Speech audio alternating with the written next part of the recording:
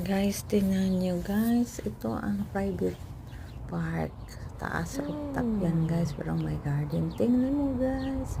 Ang ganda ng view. Isa sa bansa sa Europe ang Norway. Ang pinakamaganda. Lahat na. Private ito park guys. Tingnan nyo. May bulaklak na puti. Ang bango-bango pa din guys. So beautiful, mabango pa. Meron ba tayo dyan sa Pinas ng ganyan? Ang ganda-ganda.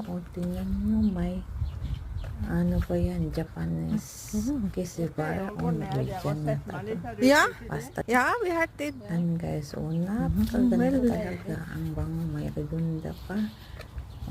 Tingnan nyo guys, saan pa kayo? Tingnan mo, ang ganda ng bulaklak.